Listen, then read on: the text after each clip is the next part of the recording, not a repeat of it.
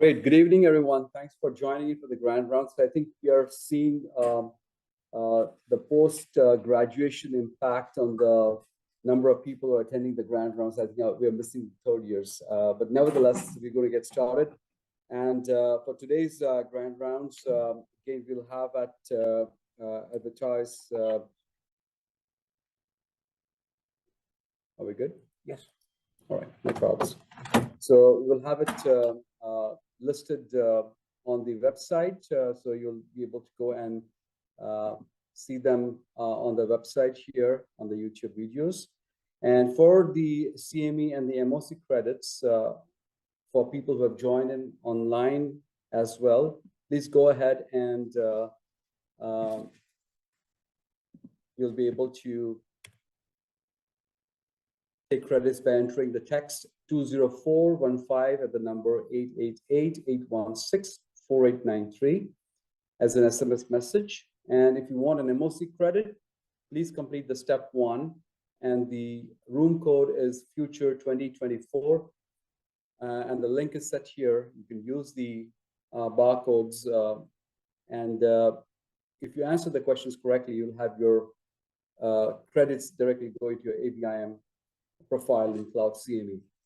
With that note, I'm very excited to introduce Dr. Pankaj Arora, who has come in to give the grand rounds for today.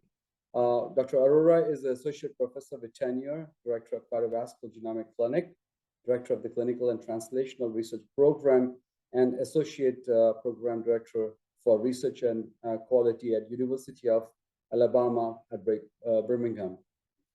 Dr. Arora did his medical school from India, Manipal University, and subsequently came to the US, where he had residency in Metro West Medical Center, Massachusetts. And then he had 4 years of clinical research fellowship at Mass General, followed by fellowship at University of Alabama. Dr. Arora's primary focus of research is on precision cardiovascular medicine. He has a terrific grant support and profile. He has 3 concurrent running R01s, which is pretty rare, to be honest, in profile. So he's a really upcoming and role model for a lot of the young faculty here in terms of federally funded grants. And also he's funded very well from sponsored industrial grants. His work is focused on clinical implications on cardiovascular genetics and understanding the causal role of the deficiency of natriuretic peptide signaling in the development of cardiometabolic diseases. And he has been also a mentor for the next generation of clinician scientists at UAB Cardiology, where he serves as the director of the clinical and translational research. As a cardiovascular geneticist, he has been leading genome-first investigation at NHLBI Topman Consortium and simultaneously assess the clinical implications of approaches to prospective studies. He has more than 100 publications, and he is very well known. And I got connected to him through one of my own colleagues, Ambrish Pandey, who recommended him for the grand rounds. And with that note, today he's going to take us through the journey of precision medicine. And I'm sure you're going to enjoy him. And I'll see the slides coming up shortly. Very good. With that note, Pankaj, welcome aboard.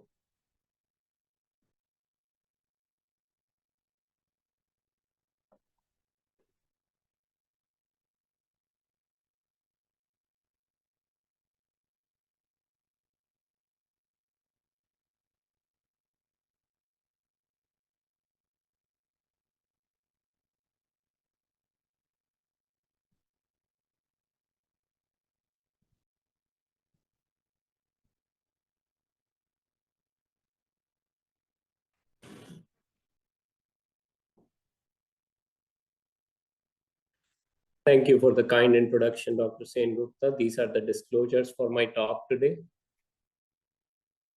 So implementation of best practices comes from perspective how we see the world comes from where we have traveled, different healthcare systems, your own mentors, and most importantly, your mentees.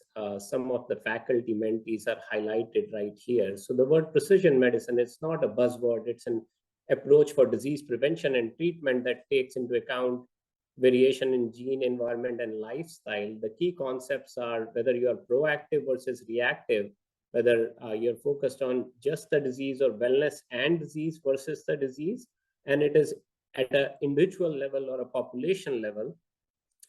If you look at this diagram right here, these are not two mutually exclusive things.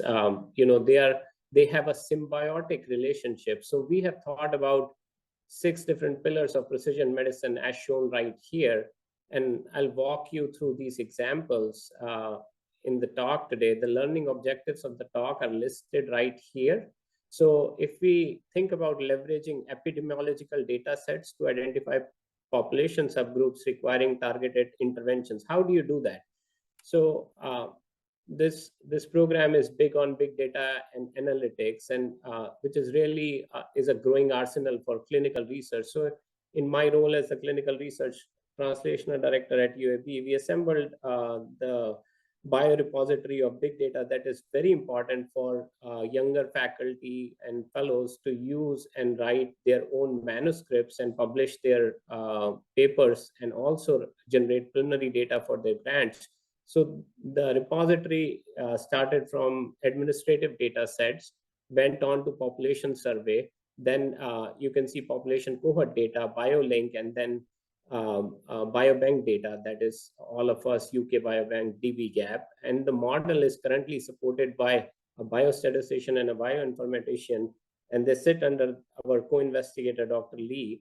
And here on the next slide, these are some of the examples from the group spanning across different sections in cardiology, from structural and valvular disease to cardiomyopathies, leveraging the use of big data. So some of my mentees in the lab, they have been very interested in cardiovascular health in young adults. Dr. Kalra is at University of Minnesota now. He took a dive into this early on.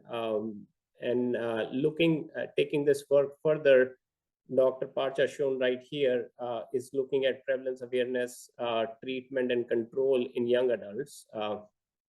Dr. Shetty, who is an instructor fellow in the lab, took this on the Life 7 and 8 scores. And if you look at the top bar here, only 1 in 4 young adults have ideal CV health based on Life 8 scores. So if you look at geographical disparities in CV health, no matter how you look, how many years you have looked at, Alabama is at the top of the list. So if you think about prevalence of cardiometabolic disease, and the running joke in the hospital with the fellows is you can put an SGLT2 in water and it would work. And that is not precision medicine, that is population level medicine, that you can give a medicine to the entire population, because the prevalence of CV diseases has not changed in an area which is recognized as stroke belt for last 2 decades. And that prevalence tracks very closely with the geographical disparities in CV mortality. And that hasn't changed as well for last 2 decades. So one of our younger faculty colleagues, Dr. Stephen Clarkson, shown right here, he is very passionate about social determinants of health and setting up a heart failure clinic focused on studying both community level social determinants and individual level social determinants, and the frequency with which your patients show up in the clinic. It's currently funded by an AHA CTA and is waiting his council approval for his K23. This is one of my mentees, Yulia. She was a resident on ABM pathway. She's a faculty with us now. We did some work, reclassification of heart failure, HFpEF using the TopCat and RELAX data. And Yulia took it forward and developed this into a K grant where, she is studying and trying to gain deeper insights into the barriers to HFpEF recognition with primary care physicians, and getting her formal didactics in the echo lab with use of strain and other imaging techniques.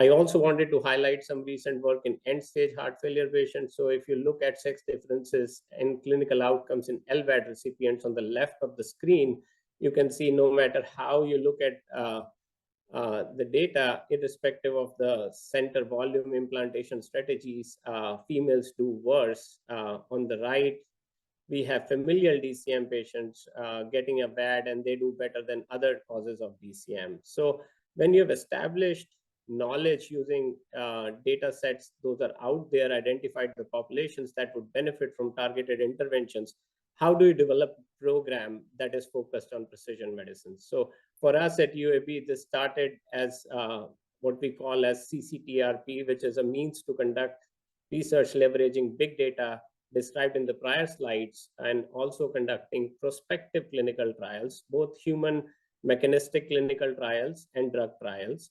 And this is a unit that is very heavily supported both by NIH and industry-sponsored trials. And I'll walk you through some examples using natriuretic peptide system, where we have used the system to make scientific inquiries into cardiometabolic health.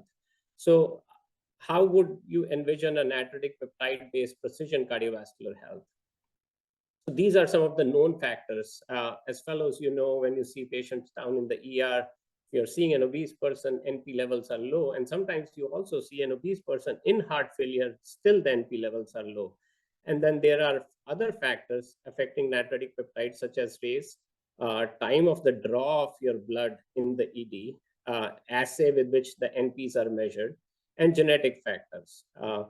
So racial differences in NT-proBNP levels. Nav is a colleague now, he's a faculty in Ohio. He's published extensively with us. His work led to this observation of race differences in NP levels. If you look at white participants are referenced here, and no matter the model which you look at, you have 30% lower NT-proBNP levels. Then you pool it across the different population cohorts, and you have 35% lower NT-proBNP levels. So when you look at epidemiological data sets, you can never get rid of residual confounding. So this observation was carried forward in a clinical trial in young kids attending college in the Birmingham area. So these are blacks and whites. The age is around 25, 27. And Nirav is an ABM fellow, is now faculty with us. His work is funded. And it has been gratifying to know the amount of work he has done in this space. We see similar differences in NP levels as shown both in NT-proBNP, BNP, and MR-proANP. Then we took a step forward and we said, what about children? If you look at children, those are born, are these NP differences really there by race, which is largely a social construct with some biological underpinnings? And that difference exists even in children from 1 to 10 years of age. So this work was done recently, published using the stored biologic specimens from the NHANES. We found that Black individuals have lower NP levels right from the childhood. So then the question became, what are the mechanisms driving these differences? And here we are showing the mRNA expression of NP-related genes in the blood samples collected from the participants enrolled in the trial, and both in the heart specimens. This work was done in collaboration with UPenn. And as you can see, differences in the natriuretic peptide levels are not because of production differences. So gene expression differences are not there. And really, the major differences are in the neprilysin expression and in the MER expression, which is a novel microRNA regulator that targets the ANP gene. So this work led to the foundation of an R01 funded clinical trial from NHLBI, where we are trying to improve the levels of natriuretic peptide in healthy Black individuals. So neprilysin, as we all know, is a compound that we use clinically. We use the neprilysin inhibitor, sacubitril, in combination with valsartan.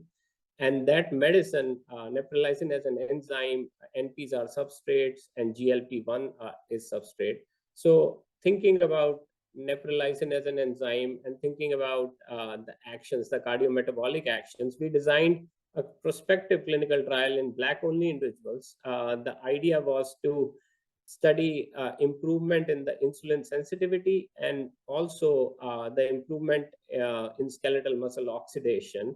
And this is how the trial is designed. With after a single blind run-in period, these measures will be obtained at baseline. The baseline measures would include not only insulin sensitivity, but also IVGTT and an energy expenditure assessment. The deep metabolic phenotyping would include both resting and exercise energy expenditure. The aim is to recruit 200 people, and the participants would be divided between the two interventions, which is either valsartan or Entresto. And at the end of 12 weeks, they will get the measures again.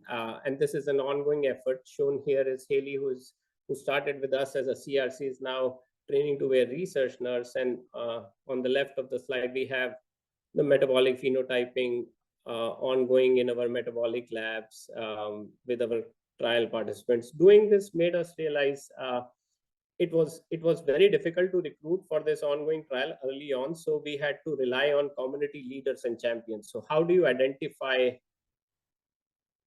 individuals within the community if you were to improve health disparities, if you were to make a difference with a clinical trial that is targeting interventions in a minority population? That trial will have to have leaders that could work well within that community. So Dominique is a community leader and champion that is helping us recruit in the trial. And this trial also led to a lot of community efforts. Those are getting done in the weekend. So we started this with blood pressure screening and HbA1cs, and then it quickly became health screening camps throughout. And we've grown this proportionally to sort of start making a difference in just imparting the knowledge about basic CV risk factors. Those are very prevalent in the community. So looking into the other sort of known association of natriuretic peptides, which is the BMI, we have all known that obesity and natriuretic peptides have a relationship. What about the relationship throughout the 24 hours? So if you admit an obese participant into your clinical research center, you have a beautiful facility here, and try and do the rhythmicity curves for both obese and lean. You see obese are suppressed and lean consistently over 24 hours. And then if you take it one step forward and you think about the relationship of blood pressure rhythm and how the diurnal rhythmicity of blood pressure tracks with ANP, which is shown right here, work which was done by Dr. Parcha, who's an ABM fellow with us, as shown here. And then what are the mechanisms for these differences of NP deficiency? So this is again done from heart tissue. So you see the production differences are shown by NPPA and NPPB gene expression differences. And also the clearance receptor is high in obesity. So it's a mixture of production and impaired clearance in obese versus lean. How do you take this information and put it together to generate a clinical trial that would target an important question that we see in our clinical cardiology practices, especially the hypertension practices? So if you think about loss of diurnal rhythmicity of blood pressure, that could be a precursor event prior to development of hypertension. So we targeted the diurnal rhythmicity of this axis. We thought about giving the medication in morning or night. And we thought about whether a daytime NP-RAS suppression or a nighttime suppression is what we want. So if you think of impact on non-dipping nocturnal blood pressure, and how does the precision medicine approach, which is physiologically driven, which is really targeting the rhythmicity, how does, if you synchronize the BP rhythm back by changing the time of the medicine, changing the timing at which you deliver the medicine may lead back to normal rhythmic patterns. So what is the right time for giving this? And this is what we are studying in this NIH-funded trial, which is a precision blood pressure trial. As shown here, the nocturnal BP rhythmicity is impacted in obese more, and it tracks with cardiovascular events. So aim one of the studies to understand whether nighttime versus daytime administration of Entresto versus valsartan will have an impact, and what would be the impact of on the NP rhythm. Will we fix the broken rhythm that we saw earlier, or what is the impact on the renin-angiotensin-aldosterone rhythm? And this is how the protocol is designed. So it's a randomized clinical trial, morning dose and night dose. It's an inpatient study protocol. So this is done on the background of salt that is controlled for the participants. So morning dose and evening dose.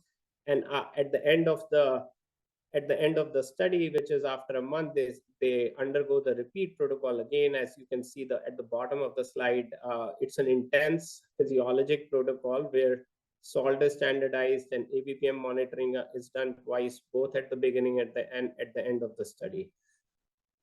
So what about genetics and regulator and genetic variants as regulator of natriuretic peptides? So natriuretic peptide, the early sort of signals came from candidate gene studies. These were Jiva Siras, and a natriuretic peptide variant that could decrease the circulating level would increase the risk of hypertension. One such variant is listed here, which is the G allele of RS5468 genetic variant in the 3' UTR of the natriuretic peptide, and it was associated with increased levels and decreased blood pressure and decreased odds of hypertension.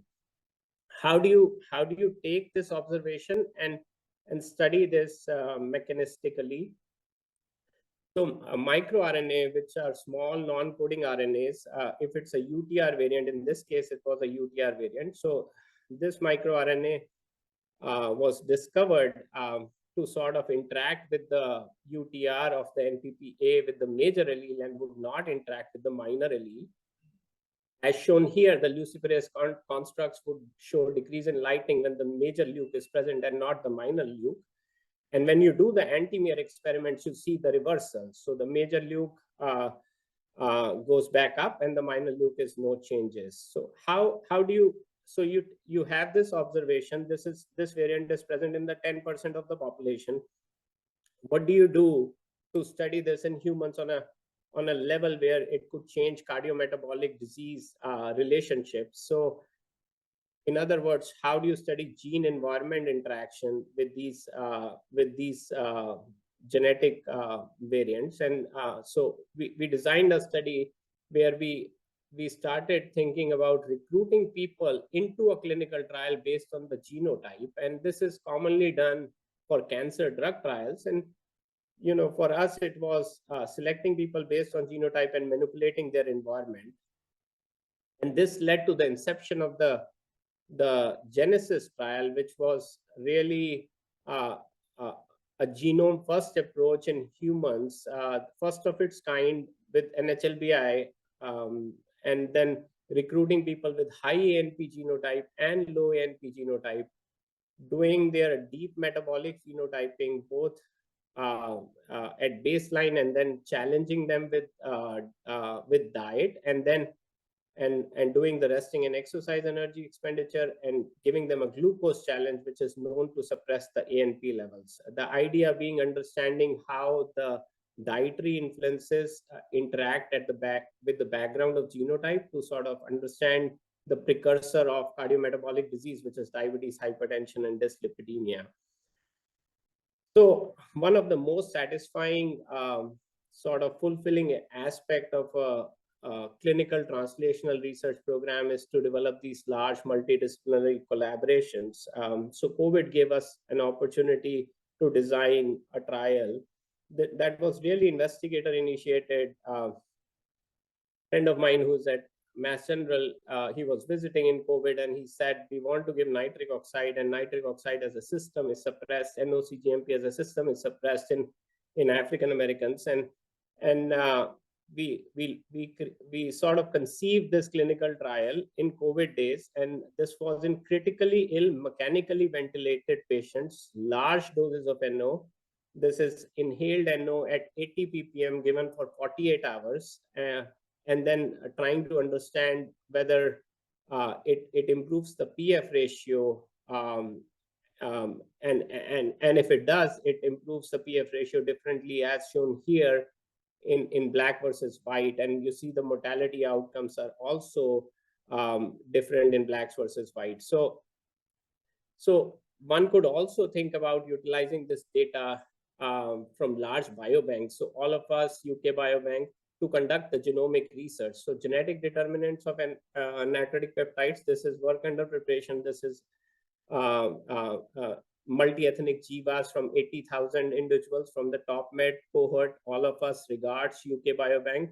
There are 12 loci on the Manhattan plot. Left of the screen on the y-axis is the p-value. On the x-axis is the chromosome location. Everything that crosses that line is has crossed the Bonferroni. So these 12 loci are genome-wide significant. Taking a deeper dive into sex and ancestry as shown right here, understanding whether a gene-centric approach or a gene region approach for these analyses as shown here. And then from natriuretic peptides, we also took we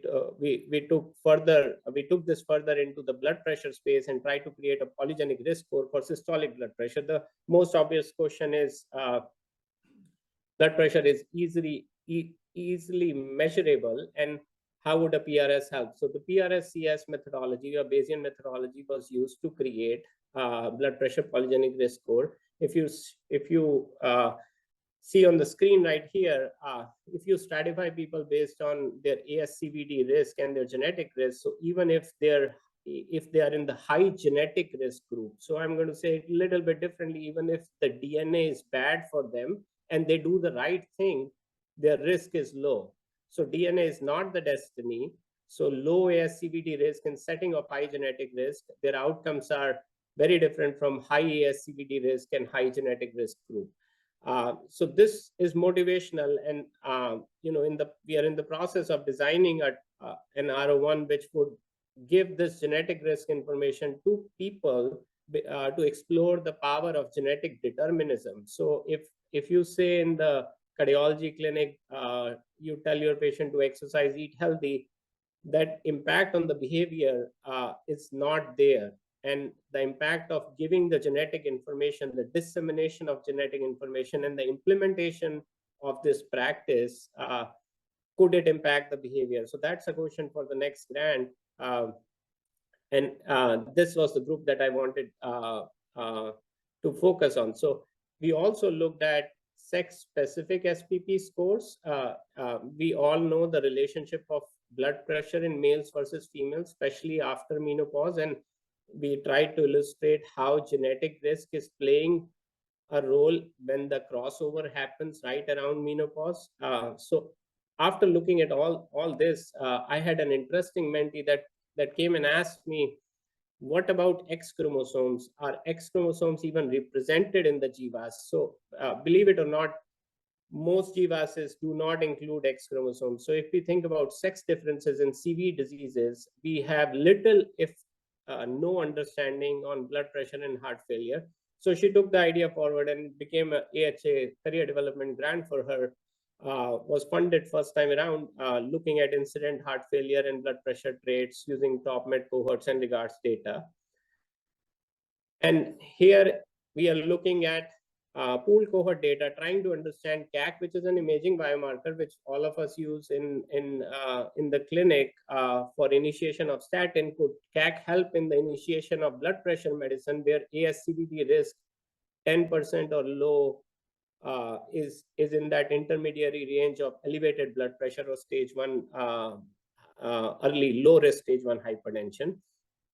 So CAC is a powerful tool. 10-year number to needed 10-year NNT was 36 and 44 as shown here in those two groups. We took this further and now compared the polygenic risk with CAC, and this all becomes quickly important, which I'm going to talk in a little bit, because in younger people, none of these approaches or your traditional ASCVD doesn't apply, and none of these approaches have been completely tested out yet.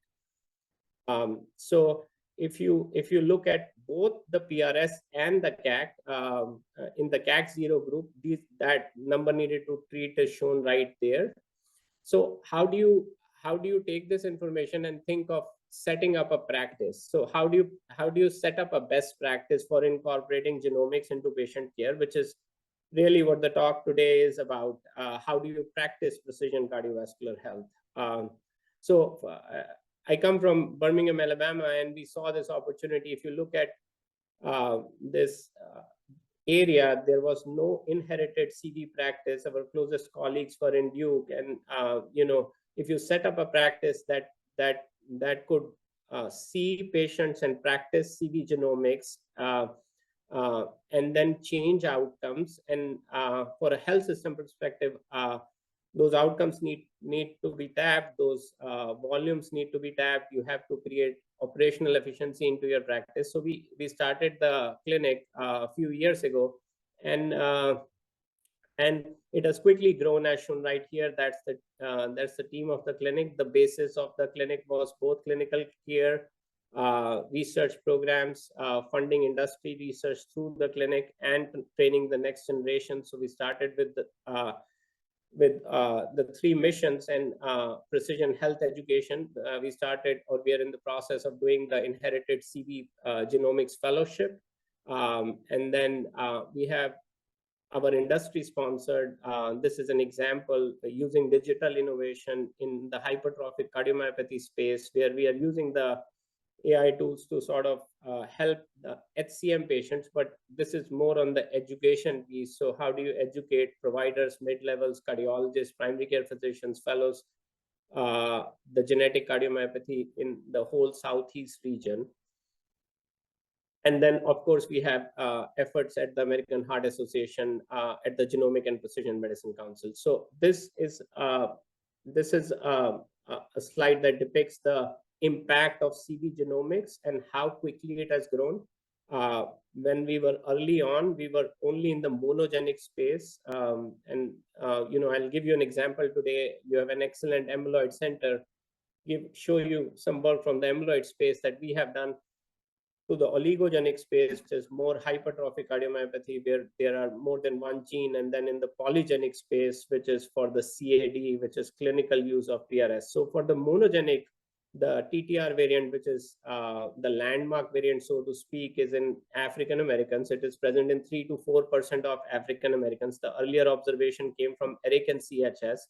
They showed some modest association of the variant with the development of heart failure. Subsequent studies by Amrish and his group showcased that TTR carriers have chronic myocardial injury. And in none of these studies, there was any signal for mortality. And also, they did not account for population stratification, did not account for clinical and social determinants of heart failure. So we designed the largest population cohort study to assess the risk of mortality. In this study, we were able to establish that if you have the variant, you have 2.5-fold higher risk of heart failure and 40% increased risk of mortality. And this paper was published in JAMA, and after that, it quickly led to the reclassification of TTR as a relevant gene for secondary finding reporting. And this is very actionable. Why is it actionable? Show you a case that came to us in the clinical cardiogenomics clinic, which is a 56-year-old male with past medical history of hypertension, diabetes. He comes to the Birmingham. He's referred from the Birmingham VA because father has a history of amyloid. So if you look at the echo, and if you are looking at this echo in echo lab, you would say EF is normal or low normal without any significant LVH. Largely, again, coming from Southeast, largely due to hypertension. If this was not genomics, this person would just fly. So knowing the family history in his father, we tested him. He was positive for the TTR variant. He had significant polyneuropathy, and he should have been on an siRNA, which VA doesn't let us. They first let you go on a stabilizer before they let you put on an siRNA. But the point here is genomics helped, but something else helped in the clinic. So all of us measure prealbumin, which is the TTR protein. we don't use that information. We don't integrate that information in the workup. So we looked at the TTR protein levels in UK biobank. So if you look at people with and without the variant, this is a paper in Press in Nature Communications that really segregates this beautifully. The protein levels are low. So from genetic variant to protein level differences, and they track with outcomes. And this is an easy sort of low-hanging fruit. In other words, if you see a family member, if you see a proband and you're doing cascade screening, you have 10 family members for amyloid, and you just order their pre-albumin, your chances of having the TTR variant being positive will be higher in those whose pre-albumin will be low. So this is very clinically applicable to understand who will get the positive genetic testing results. And we use it often. And this is something similar to the polygenic space. We are taking this further into the monogenic space. In other words, is DNA your destiny with a TTR variant? So if you have the TTR variant and you do absolutely everything correctly, so you don't have blood pressure, no diabetes, no cholesterol, you have no risk factor, does it change the risk of outcomes? So if your non-carrier favorable CV risk profile is your reference, your favorable cardiovascular risk profile carrier still has a 2.5-fold higher hazard of outcomes. So it does not obliterate the risk. So genetics is deterministic here in the monogenic space, as opposed to the polygenic space where you saw you do the right thing, it changes your risk for outcomes. And how do you if you were thinking about younger people who are not presenting with overt heart failure, how do you recognize them? So early diagnosis of TTR cardiac amyloid, and this is from all of us, and we've looked at it from carpal tunnel perspective. So individuals who have carpal tunnel, what are their associations with heart failure and amyloid? And as shown here, it's very, very well and nicely separated. And this is for the preventive side of efforts on the amyloid program. So this is data from 170,000 individuals, and whether carpal tunnel could be used as a sentinel event for TTR cardiac amyloid. So this slide captures that message. So on the right of the slide is the JAMA paper, which shows the curve separate at 70 to 80. On the left, you see if you try to segregate these, you can pick the person at least 10 years earlier, so 50 to 60 based on when they develop carpal tunnel syndrome. And this is important. Why? So this is a case that highlights the importance of that. So this is a 52-year-old who's referred to us from our neurology clinic colleagues that we work in close collaboration with just the polyneuropathy component. If you look at the echo, again, an echo that looks like TT is low neural and strain pattern that may appear like there is some apical sparing. And this patient was started on Patro for the symptoms for the neuropathy piece.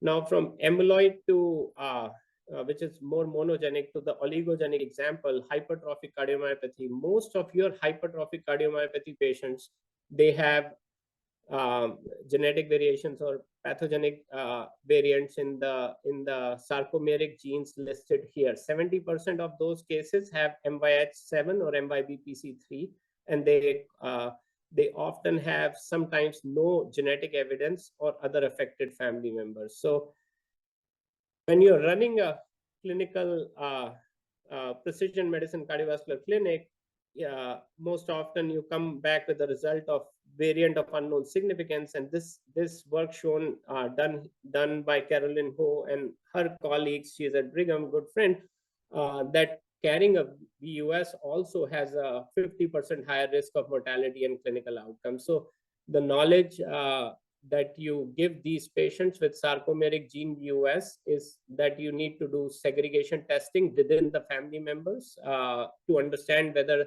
the variant of unknown significance is tracking in the family, and then you can get back to the lab to up classify. So the variant. So for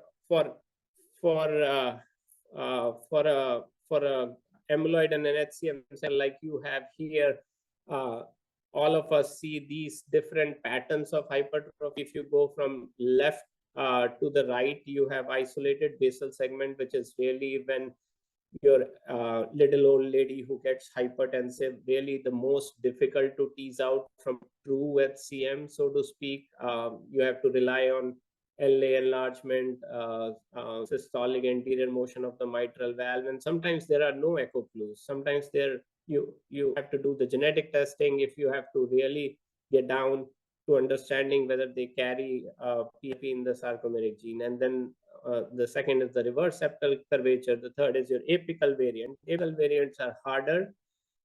Oftentimes, it's the first clue for fellows on EKG where there are widespread T-wave, diffuse T-wave abnormalities. On the echo is little bit hard because the Doppler signal is in early diastole and there is a systolic signal void, which is really telling you that there are two cavities in the heart.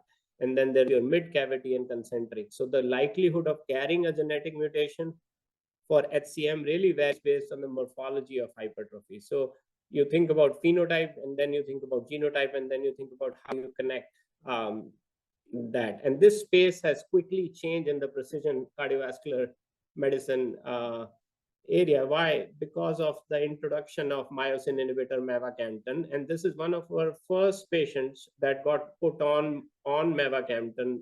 Look at the impact of the myosin inhibition on regression of left ventricular hypertrophy over the period of 18 months to 2 years since we started the medicine. And these are more pictures for the same patient from the parasternal long axis. So the idea here is to understand true genetic HCM, HCM with VUSs, and differentiate them from your just hypertensive or kidney disease hearts, and collaborate with both your structural and surgical colleagues to see whether medical therapy versus alcohol septal ablation or myomectomy have to be pursued based on patient preferences as well.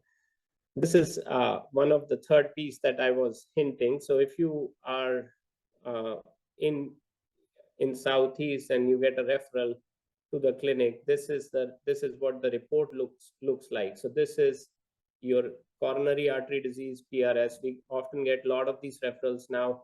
My sister or brother who is very young had a heart attack.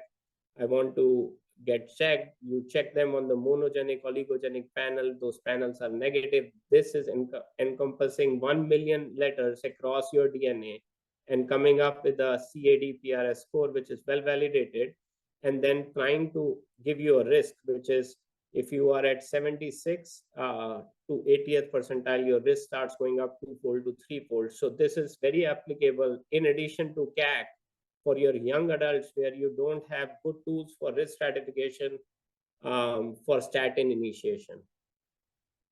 Now, also what we started trying to understand was how do you apply all this across the health system level? How do you do it where you can start picking patients using NLP algorithms or AI tools to analyze EHR data, and who is going to get help by generating an appropriate referral? And these could be referrals for your moderate AS that could get generated after your echo reads are done. So the triggers are automatically going to the valve clinic. These could be referrals to our cardiovascular genomics practice for HCM space or amyloid space. These could be referral to our EP colleagues for ICD evaluation in low EFs, and these data are analyzed in real time. So the goal of UAB, EHR, AI, NLP algorithm integration program really was to advance patient screening and monitoring, data quality, research, and health equity. And these goals have to be addressed in this manner, because if you are not, then you could increase or amplify the gap and precision medicine is not to amplify the health disparity gap. It should help us to close the gap or bridge that gap. And here is an example of a dashboard with real clinical operations and QI information. This is how the algorithm works. The dashboard generates the number of cases shown on the left of the screen right here. And you can do the automatic identification of cardiac at-risk patients to improve outcomes, and you can expedite the time to intervention. Real-time aggregate reporting can be done, and these referrals and their outcomes can be tracked. And I know, I mean, you have an excellent, you probably have the you have the world leader in AI and ML, and you have an amazing innovation center that I had the chance to visit today. But at the end of the day, as clinicians, we want information to act upon, and sometimes those information is the first person of contact is your mid-level provider who is looking at some information, trying to understand what needs to be done with your patient in your practice. And this is helpful to get to that. So this is a project done by a medical student. This is a paper in press. Many of you in the audience will be taking the cardiology board or not. It may be obsolete by the time you graduate. This is an example where large language models in cardiology boards were used. So ChatGPT, everything that is out there, OpenAI, ACC SAP questionnaire was used, and trying to understand whether the bot can do what we can do, and what is the point of having a board certification that is focused on learning that is quickly becoming obsolete, and start honing in on the message that we do need an approach to test our brains as well, which is different from the approach we have currently. Having said that,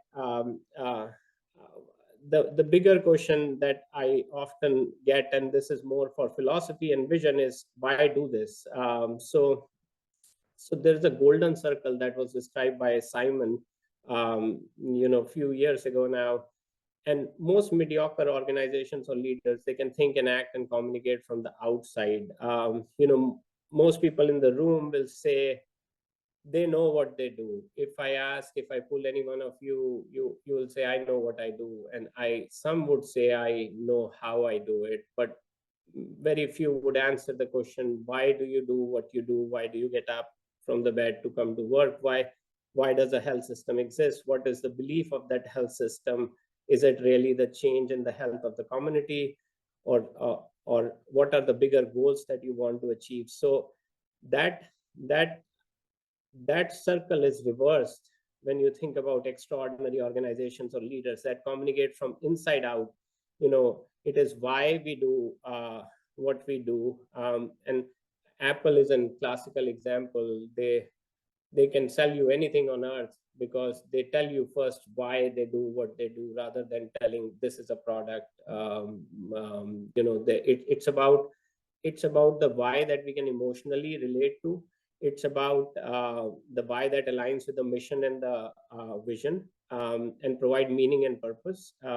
So people don't buy what you do, they buy why you do it. And having spent the day here with a lot of colleagues, I understand this why virus is already present here. So with my talk, I was hoping to give the Y virus to many of you, but you're already infected with this. So the Y virus does not infect the neocortex. It infects the limbic system. It is our gut, it's our feeling, it's our belief, it's our value, it's the driving force. My mentors shown here, including my better half on the they were able to infect me. If I'm able to infect a handful of my peers, they will understand why we do what we do. And during the journey, maybe they are able to inspire few others, and then we can create a stable structure, a pipeline of providers who want to pursue academic medicine. So with that, I would want to say thank you. This is a CME talk. So here is your CME question for the talk. I'm going to read it out loud. What is the impact of cardiovascular risk factors on heart failure and mortality among Black individuals who have the TTR variant? So variant carriers with a favorable risk profile will completely eliminate the risk of heart failure and mortality, meaning DNA is not your destiny, or there was no association with CV risk factors. Or the third is having a favorable risk factor profile partially reduces your risk of heart failure and mortality. And the fourth is your risk does not influence the risk of heart failure and mortality among carriers. So I'll give you a second to answer that.